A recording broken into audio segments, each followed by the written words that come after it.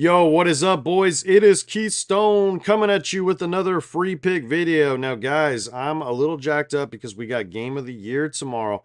I wanted to come on here and tell you today went great, but the truth is, it wasn't the greatest day. I'm going to kind of give you guys an idea of kind of how I run my shit, my VIP slips. It's not all bad news, I promise. The Steelers just suck, man. I mean, how can you watch that team? 4 pass attempts to 13 runs before their final drive in the first half. 4 pass attempts to 13 runs, plotting for 3 yards a carry. Didn't he throw for 400 yards the last time he played the Bengals, man? That was hard to watch, and they double boned us, and you're going to see why. Because Joe Burrow barely fell short. Just so frustrating. How do you throw the ball 47 times and not hit that line, man? Just brutal. We'll get right into it, guys. I want to let you know, though, if you're new to the channel, definitely hit sub. And if you haven't checked out the Sunday Night Football video right here, I actually made this one first. This was today's video. Talks a little bit about player props. Also has my boom lock of the week in it from yesterday. So both of these are worth your time watching. There's some free picks built in there. And yeah, let's just get right into the recap. I'll try to keep it quick. So like I said, it's not all bad news. The VIP does have several plays up on deck. This was a Steph Curry discount. We hit the hard one right here, okay? And then all we need is Goff, right? And then we did the same thing. We hit the hard one right here, the rocket boost. And then we have Darnold for 34 pass attempts. A little different look than the yards. I think it's very likely in a matchup like this against the Lions, especially if they're playing from behind, like a lot of people seem to think they will be. I'm not so convinced. I think it'll be a back and forth good game. But the nice thing is that, I sent out the boys a bunch of VIP slips that look just like this today, okay? Now on these 10x plays, I always put instructions in there. Hey, don't go full units on these. That's not what they're here for, okay? Like the point is of like, if we lose one of these, we lose a quarter unit, right? But if one hits, we make 2.5 units in profit. And then like these could just balance out everything. If we even get one of these, that'll be great. If we have both, we'll be pretty much like right where we started. We have a lot of slips, though, that had Joe Burrow and Russell Wilson for today. And like I said, dude, fucking the Steelers didn't just suck. Like, they were terrible. They were god-awful. I don't know how anybody thinks this team's going to win a playoff team. Arthur Smith's a fucking dinosaur, dude. I'm sorry. Like, the guy, I don't even know how he just keeps getting jobs in the NFL. It's hard to watch, and they double-boned us because we're like 8 yards off of Burrow hitting right here. And like, I don't know, 9 off on Dabble plays. A few of them I sent out today. Just sucks, man. If they would have took the lead on the 3 chances they had in the fourth quarter right there, at least 2 of them, and Pickens would stop dropping balls. I don't know if Jalen Warren got hurt too. I mean, they're out there just using Najee Harris in passing down situations. That's either poor coaching or I must have missed that Warren got hurt. But anyways, no one's going to care though, guys, if we hit a few of these slips. That's how this shit works. And then when we hit a second one, all of a sudden, just like that, we're up. So, these two killed probably about 7 total slips. So we lost, 7 or 8 slips probably.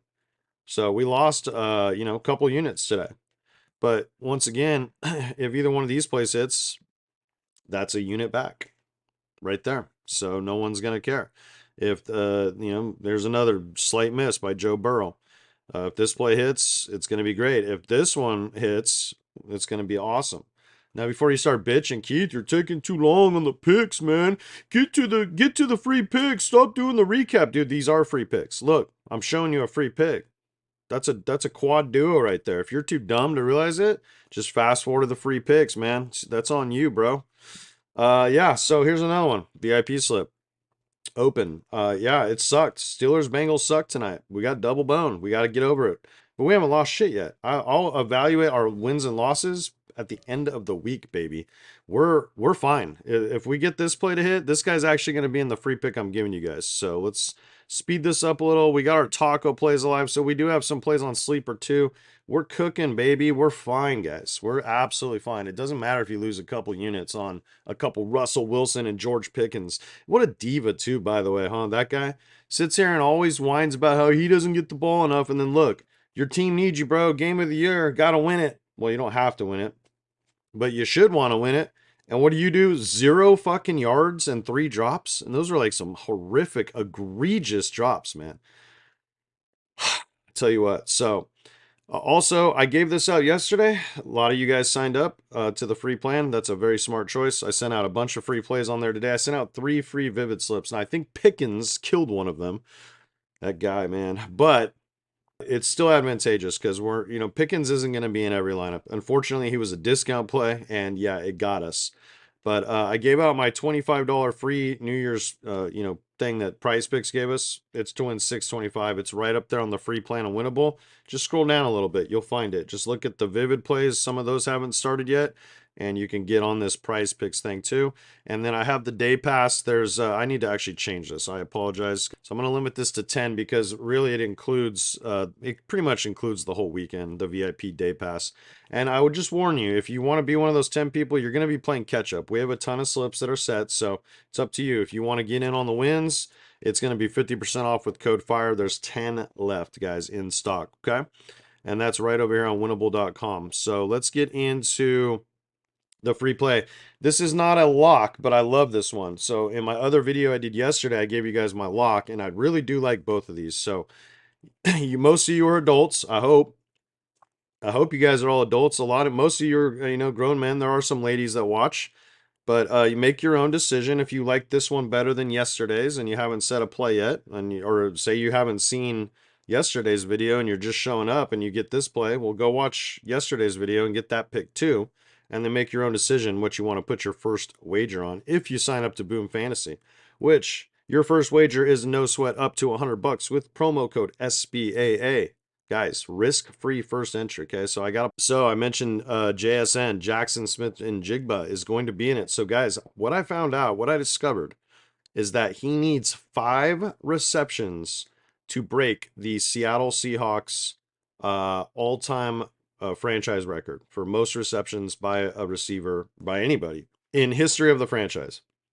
That's very achievable against the Rams and their backups. I don't know what the Seahawks are going to do. I mean, Geno's got a bunch of incentives too, guys. If he throws for like X amount of yards, he gets bonuses. I mean, these guys this is a rivalry. They don't like each other. These two teams do not like each other. It's a division game. Every game's a division game this week. So I like the chances of Geno and JSN hitting. I prefer JSN more, though. I think Geno's line's at like 245 or something, 242, something like that. He needs, I think, like 189 to hit his bonus, but I thought I read somewhere else too there was something else involved with that. Either way, I don't mind either of those. What we're doing in this play, though, we're just taking the receiver at 5.5 receptions. I think this is important because the yards, well, if he's like not having a great game, and they know that this is on the line, right? Like they're gonna make sure he gets some line of scrimmage, like little that count as receptions, and so is Brock Bowers too. We'll talk about that in a little bit. We are going to bounce over to PrizePicks, and we're going to give you guys even more free props that I like, and then I'll probably actually even pull up DraftKings too, and we'll break down tomorrow. It's a tricky day, but I'll give you my quick thoughts on every game. So leg 2 on this boom play is going to be none other than rookie phenomenon Brian Thomas Jr. Now, the more and more I think about it, the more and more I think this game could actually pop off. It's going to be snowing outside in Indianapolis. It's going to be some winter weather, but they play in a nice big old dome up there in Lucas Oil Stadium. Driven by it many times. And Brian Thomas cannot be stopped right now. Clearly got a connection with Mac Jones. I think he's hit this in 4 out of 5, maybe 5 out of 6 total. Guys, this is a good spot against the Colts. Hopefully he just goes out with a bang in his rookie season. He's probably got some rookie things he could be breaking too. I know for a fact there's only 4 players in NFL history in their rookie years that have had 1,200 yards and 10 touchdowns. Yeah, 10 touchdowns. And it's like Beckham, Randy Moss, Jamar Chase. Oh, and this guy. Yeah, that's the company of that, receiving class that this kid's going to be in. Straight out of LSU, baby. Shows you how bad LSU's coach is. This dude had Jaden Daniels, Brian Thomas Jr., and Malik Neighbors last year and couldn't win a fucking national title. That's rough, man. Fucking Tigers, dude. Anyways, so that's going to be your play. It does pay out better than PrizePicks. I would recommend going a half a unit to a full unit, but you do whatever you want, whatever you're comfortable with on a play like this. But it does give you a slight payout bump, about 10 extra bucks over than what PrizePicks would give you. On PrizePicks, I think this line is actually at 6 too. So definitely lock this play in, and then let's head over to PrizePicks actually, and we'll break down a couple more guys. I mentioned Brock Bowers. Now, I thought about putting him in that play. There's some weird stuff going on here where Against the Chargers, this is a tough spot, but you know what? Like Aiden O'Connell, they got a good pass rush, man. He'll probably be under pressure, probably a lot of short dump offs to Bowers, but they could also just double team him and like, hey, like we're not letting this guy get the record. I think he needs two for I think he already has he needs like 8 catches or 9 catches, I think he needs 9 catches to break Zach Ertz's all-time tight end reception in a season. It was not that long ago. It was like 2017 or 18, I think. So that's why this line is so high. Okay. Now he has hit this line in like 4 or 5 games this year. It's very possible he could do it. Chargers were very leaky against tight ends in the beginning of the season, but they have shorn it up in the last month or so. But what kind of coaching staff is this? If they're down in the fourth quarter, 10 points, 14 points, are they just going to make sure that they feed this guy to break that record in a rookie season? I mean, it's really not that hard to get 1 yard completions, guys. You can literally just take like one step back and throw it forward, and he can just stand there on the line of scrimmage practically, or just go barely above it. So it's not that hard to rack up catches. So I don't mind Bowers at 7.5. I think that's a good play. I do think if you guys were going to build a game stack, like going Jones, I have not set this play yet, and I probably will, though. I think Jones and Thomas, Mac Jones, Brian Thomas Jr., and then, see, he's got a better line over on Boom, too, by 3 yards, boys. It might have even been 4 yards. I think we got him at 78.5, so that's pretty good. And then let's go the other side. Joe motherfucking Flacco. Now you got to remember the Jags are a pass funnel, man. Like most of the year they've actually been kind of hard to run on. So most of the time, Flacco prefers Josh Downs, especially earlier in the year when they played. I think Alec Pierce, they got a line for him. They don't. So I don't mind Downs. I think this is a good little 4 stack. Let's take Bowers out of there. Let me see if my daily limits up, guys. If you're new here, PrizePicks limits me, guys. Oh, I even have $50 in my account. Let's try it. What do I got up there? Because, there's no point in leaving money in this account. 38 bucks. Most guys that you guys follow on here, they don't even like stay signed in. So let's just prove it to you. 37 bucks to win 296. That's my whole balance. They're not going to let me set this. And the reason why is because last year, right around this time, see how that says maximum lineup amount? It's $5. Let's just try it for $7. Let's take that 3 out. I'll show it to you again. Same thing. But the reason why, guys, is because during bowl season last year, PrizePicks limited me. Literally about a year ago this time. You know why? Because I beat them for like fucking, I think it was like 13 grand on one weekend or 1 week, pretty much. About a week and a half's time. 13,000, boom, they'll limit you. So any of these guys you see on PrizePicks, like, or putting photos up of constant, like, you can do it a few times. But if you're doing like 500 for 5,000, 500 for 5,000, 500 for 5,000, they will limit you faster than you could possibly believe. It's just like a blackjack table. You go in, you're having too much hot, the pit boss will come over and say, hey, get up, you're done. Count cards, whatever you're doing. But they will let me get this in for $5, so we locked that in. Let me see if I can find us another one, boys. It's a tricky week, dude. Honestly, like I do like that spot. Let's go back to board. There's not a lot of duos this week. I don't really trust anyone. There's a few props I do like though. I do like Cortland Sutton. Let's take a look at what his line's at. I can't remember if I mentioned him in any of the prior videos to you guys, but he's got a fat bonus coming. I think it's like $1,000,000 if he gets 82 yards. Ironically enough, look what PrizePicks has. Does that not feel like the ultimate trap? I mean, he hasn't done it, but it snowed up there in Denver today. Like the Chiefs, their plane got grounded. One of my friends was actually driving through the state today, and like I know it started snowing. I saw the storm coming from there, and it was heading east towards Kansas. I think tomorrow it should be fine, and we're gonna find out like what kind of player Sutton is and what kind of guy, what kind of quarterback Bo Nix is. Like the Chiefs are probably gonna really try very hard to make sure they don't win this game. You know why? Because they don't want to deal with the Bengals and Joe Burrow, who just won tonight. They don't want anything to do with Joe Burrow. Joe Burrow's given them problems in the past. He's like one of the few guys that has actually beaten the Chiefs. So I personally think Denver's going to win this game easily. I do think it's a free money line bet. I think the Chiefs want to lose this game, to be honest with you. And it sounds to me like they're just benching all their starters. So like, don't even take any chances. There's no point in playing them. And even if they did play them, I think it would only be for like a quarter. So I do think this is a good line because guess what? I told you guys he needs 82 yards exactly. So that's a good play. I mentioned Bowers.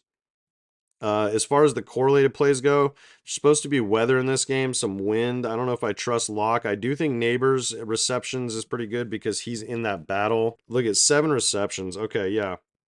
So this is a push line. You could probably find this at 6.5 on a different site, guys. But I'm just saying, I don't mind this. This isn't going to be an official slip. I'm just giving you some props you can tack on. One thing I really like to do is over on Dabble or Vivid, they pay like 5.5 to 6x on their 3 picks, which is really good in the market. What you can do is you can take like a Lions, like take Darnold and freaking Jefferson, right? And then just add one of these guys onto that for 5.5, or it's usually 5.7 to 6x on Vivid and Dabble. Really good payout. So I'm just giving you a couple of those that you could put on with the duo play. I told you guys in the other video I really like Kyler Murray rushing yards. One other guy I do like that we didn't talk about was okay, there he is. 27.5. So I got this at 25. I kind of like it. It's against his old team. He's got a lot to play for, believe it or not. Now the Niners don't obviously, but this guy does, man. He's fighting for a potential backup job next year. So I expect him to play well. We've seen him hit this line many a times when he had a lot of playing time with Arizona last year. So give me Josh Dobbs 27.5 rushing yards. You could look at his attempts too. I thought I had another one. Let's see if they have any J.K. Dobbins lines yet. They're like, I swear they're like keeping this away from us. They had a touchdown earlier. I mentioned Kyler Murray. You guys know I love him.